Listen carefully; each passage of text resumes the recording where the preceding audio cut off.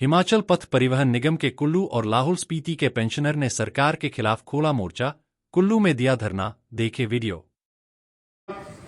इनके साथ हमारी मातृशक्ति और इसके साथ हमारे मीडिया के बंधुगण भगनी, जो कि हमें जैसे हमारे अशोक जी ने बताया कि आगे जो आवाज, असली आवाज यही है, तो आज हम इनके सामने जो है यहाँ उपस्थित हैं।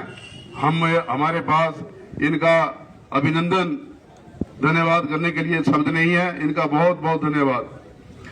बंधुओं, आज हम आपको ले चलते हैं पिछले 30-35 साल के बाद पहले, जब ये लोग इस निगम की और देश इस परिवहन निगम की तथा प्रदेश की जनता के ये जो है नींव के पत्थर हैं।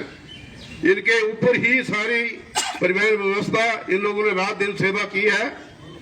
और आज से 30-35 साल परिवहन निगम की क्या व्यवस्था होती थी, आप भली भांति परिचित हैं। भेड़ बकरियां भी बसों में ढोई जाती थी, सीमेंट की बोरियां भी बसों में ढोई जाती थी, इसके साथ जो है सब्जी भी बसों में ढोई जाती थी। और लोगों को मंजिल तक पहुंचाने के बाद ये लोग जो है अपने मंजिल से बेघर हो जाते थे।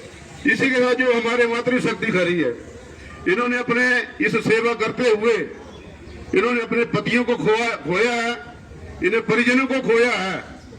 और इस अवस्था में ये मातृशक्ति जो कि एक दुर्गा का रूप है, इनको कितना यहाँ पर कष्ट हुआ होगा, जो कि यहाँ आकर अपने हक के लिए, जो इनका हक के लिए कोई मांग नहीं है, मांग दूसरे लोग करते हैं। हम तो अपना हक, जो हमारा मौलिक सिद्धांतिक अधिकार, उसके लिए हम आपसे ये फरियाद करते हैं। बंधुओं, मेरे से पूर्व वक्ताओं ने पूरी स्थिति आपके बीच में रख दी है। आज अभी आपने देखा हिमाचल प्रदेश सरकार को 1.5 साल बने हुए हो गया, और मैं तो ये कहूंगा कि ये सरकार ही गंडमूल में पैदा हुई है।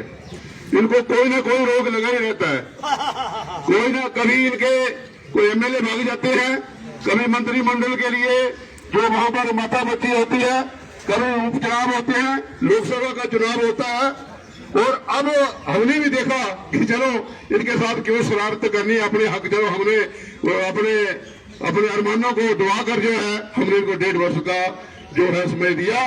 और इस 1.5 वर्ष में हमने अपनी जो लिखा पड़ी थी, अपनी फरियाद थी, वो हर एक जगह इनको पहुंचाई है। हमने अपने मांग पत्रों के माध्यम से निगम प्रबंधन, मुख्यमंत्री, उप मुख्यमंत्री, इन सब के लिए जो है हमने अपना जो है हमारा जो चैनल होता है उसको हमने क्रॉस किया है। परंतु बड़ी हैरानगी वाली बात है कि ये हमारे मुख्यमंत्री, ये परिवहन मंत्री, जो कि जिनको मुख्यमंत्री महोदय को 3-3, 4-4 पेंशनें मिलती हैं, 3-3, 4-4 पेंशनें मिलती हैं। 2-3 बार एमएलए रहे होंगे, 2-3 पेंशनें वो मिलती हैं। एक इनके पिताजी HRTC में थे, इनकी माता जी को पेंशन मिलती है। अब जो है ना अपनी पत्नी के लिए भी पेंशन लगवा ली है, अब इन्होंने अपनी पत्नी के लिए भी पेंशन लगवा ली है। इसी तरह हमारे परिवहन मंत्री, उप मुख्यमंत्री, आपने देखा होगा कि लोगों को रोजगार देने की बजाय वो अपनी सबसे पहले अपनी पुत्री को रोजगार देते हैं, उसको वहां पर जो है रोजगार दे रहे हैं, और उसको भी वहां पर नौकरी में लगवा दिया। लेकिन जो 30-35 वर्षों में अपना जीवन देने वाले, आज एक ड्राइवर जो भी यहाँ से मनाली से चलता है या केलोंग से चलता है, रात को सोने के लिए रजाई ओढ़ता है, और आस्ते आस्ते उससे बस्तर जो उतरते दिल्ली में वो उसकी बनियान जो है उसको भी बांध छोड़ना पड़ता है। इतनी परिस्थितियों में काम किया।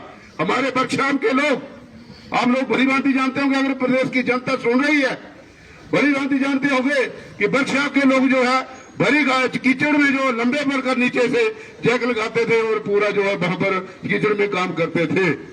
लेकिन आज ये परिस्थिति है, जैसे सुर साहब ने कहा कि हमारा सम्मान होना चाहिए। हमने लोगों की सेवा की है, और हमारी मातृशक्ति ने अपने परिजनों को खोया है, अपने एकमात्र जो उनके सहारा पति थे उनको खोया है। इसलिए आज हम जो है यह सड़कों पर खड़े हैं। बंधुओं, सब्र की हद होती है। हम अभी नारा लगा रहे थे, हम अधिकार मांगते हैं हम अपने अधिकार मांगते हैं, कोई भीख नहीं मांगते। ये जो जितने हम लोगों ने ये यहाँ छाती में लेकर चले हैं, स्यापा पीटने वाली बात है जो लगाया है, ये स्यापा पीटने वाली बात है सरकार का। तो इसको जो है ये इसलिए लगाया है कि वो सरकार जो है होश में आए। आज सरकार कहती है हमारे पास पैसा नहीं है, हमारे पास पैसा नहीं है। मैं कोई राजनीतिक भाषण नहीं दे रहा हूँ, लेकिन जो वास्तविकता है उसको मैं बात करने जा रहा हूँ। इसमें वास्तविकता में कोई गुरेज नहीं है बात करने का। इसमें कोई शर्म वाली बात है, किसी को राजनीति से न जोड़ा जाए, किसी दूसरे अन्यथा दूसरी चीज से जोड़ा जाए। आज अगर आपके पास था ही कुछ नहीं तो अपने लोगों ने लुभावने वायदे क्यों किए? क्यों वायदे किए? जब आपको पता था भाई प्रदेश की सरकार जो है घाटे में है, सब कुछ है, तो आप लोगों ने ऐसा जो है ये यहाँ पर वायदे लोगों को देकर जो जनता ने वायदे दिए, उसके बाद जो मुलाजिमों को वायदे दिए, तो क्या अगर आपको बात मतलब कांग्रेस की नहीं है, ये सरकार की नहीं है, ये बात दूसरी सरकारों के लिए भी है। इसमें कोई बात नहीं है, मुझे कोई हर्ज नहीं है, कहने का गुरेज नहीं है कि ये सरकारें जो है जब हम सत्ता में बैठती हैं, लुभावने वादे झूठे वादे करती हैं, तो वहां पर जो है जब एक बैठता है तो दूसरा कहता है कि फलाना खजाना खाली छोड़ गया, वो कहता है कि फलाना खजाना खाली छोड़ गया। अगर आपको खजाना ही खाली लगता था तो आप लोगों को क्या जरूरत थी सत्ता संभालने के लिए? हम लोगों ने तो अधिकार ले रहे हैं अपना। दूसरी बात मैं लोगों से एक निवेदन करने जा रहा हूं कि जब इन्होंने लुभावने वायदे किए, जो कुछ किया, मैं तो ये कहता हूं, मेरे पत्रकार बंधु सुन रहे हैं, चाहे वो एक सरकार है चाहे दूसरी पार्टी की सरकार है, इनके ऊपर 420 का केस जो है रजिस्टर्ड होना चाहिए। इनके ऊपर 420 का केस रजिस्टर्ड होना चाहिए, क्योंकि ये लोगों को ठग कर सत्ता में आते हैं। वो जो ठगी जो है वो 420 के तहत आती है, जो ठगी जो है वो 420 की तहत आती है। इन लोगों को जो है 420 के तहत होना चाहिए। दूसरी बात, जब ये लुभावने और सुहावने वायदे करते हैं तो कम से कम चुनाव आयोग को ये बताना चाहिए कि ये इनको पूछो, साथ में आपने फलानी चीज देनी है तो साथ में मेंशन करें कि ये पैसे कहां से आना है, ये पैसा कहां से आना है, मेंशन करें वहां पर। तो इस प्रकार का ये वातावरण है, जब इनके पास बाकियों के लिए, मुलाजिमों के लिए कुछ नहीं है, वरिष्ठ नागरिकों के लिए नहीं है। आज लोग जो है कई एक दो आदमी मेरे यहाँ पेशाब की थैली लेकर आए हैं, वो बस स्टैंड में बैठे हैं, कोई हार्ट की दवाई खा रहे हैं, कोई दूसरी चीजें कर रहे हैं, कोई डॉक्टर के पास बैठा है। क्या ये वरिष्ठ नागरिक है? क्या सरकार है? अपने लिए तो ये हर जगह जाए। क्या ये व्यवस्था परिवर्तन है? ये व्यवस्था परिवर्तन है कि जो लोग जो 30-35 वर्ष अपनी सेवा देकर के जो सड़कों पर यहाँ पर जो है इनका मान सम्मान होना चाहिए कि यहाँ पर इनको सड़कों पर ये खड़े होना पड़े अपने अधिकारों के लिए, मांगों के लिए नहीं, अधिकारों के लिए खड़े होना चाहिए।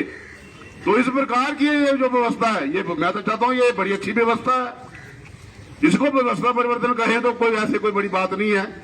तो मैं अधिक समय ना लेता हुआ आप लोगों से बातें बहुत करने वाली बात है। अभी हमने एक शुरुआत की है 15 तारीख को, जो हमने अल्टीमेटम दिया था, हमने उनको समय दिया 1.5 साल का, लेकिन उनके कानों में जून रहेंगी। इसलिए कोई ऐसी बात नहीं है, हम कोई ऐसे नहीं है, हम जितने आदमी हैं कोई ऐसे बूढ़े नहीं हो गए हैं, लेकिन हमारे पास तजर्बा है, हमारे पास सारी उम्र लड़ाई लड़ी है, हमने अपने हकों की लड़ाई लड़ी है, हमने धूप और गर्मी और बरसात में जीना सीखा हुआ है, हमने गाड़ियों के सीटों पर रात को डबती हुई बसों में हमने वहां पर अपना जीवन गुजारा है। हमने कोई ऐसी बात नहीं है, लोगों की सेवा की है अपने बाल बच्चों को छोड़कर। किस प्रकार हम लोग जो अपनी छुट्टियां जो है वो उनको गुवाकर, कोई घर में बीमार हो जाता तो हमने दिवाली नहीं देखी, हमने दशहरा नहीं देखा, हमने कोई त्योहार नहीं देखे, अपने परिवार नहीं देखा। इस कारण जो है वो ये है। मैं इसके सुख सरकार के लिए ही नहीं कह रहा हूं, मैं एक बड़ा सामाजिक बात कर रहा हूं। सामाजिक बात जो है, चाहे वो दूसरी सरकार हो, एक सरकार हो, इस प्रकार के वायदे जो है यहाँ पर ना करें। और जिन बहनों को जिन्होंने कभी घर से नहीं निकली होगी, कौन निकलता घर से? अगर इनको पीड़ा है, इन्होंने दोनों प्रकार की पीड़ा, इन्होंने अपने परिजनों को खोया, इन्हें अपने सिर पर साया था उन्होंने अपने पति को खोया है। कई लोग जो है यहाँ पर ऐसे पधारे हैं जो चल नहीं सकते हैं। तो मेरा सरकार से, माननीय मुख्यमंत्री महोदय से, जिस प्रकार आप जैसे लोगों को बाकी सुविधाएं दे रहे हैं, कोई कैबिनेट रैंक बांट रहे हैं, कोई दूसरी चीजें बांट रहे हैं, कोई मंत्रिमंडल की बात कर रहे हैं। तो उन सारी चीजों को, बड़ी अफसोस की बात है कि 1.5 साल सरकार में कितनी मंत्रिमंडल की बैठकें हो गई, 2-3 बोर्ड की बैठकें हो गई। ये बसें खरीदेंगे, फलाना खरीदेंगे, दूसरी चीजें खरीदेंगे, लेकिन जो लोगों की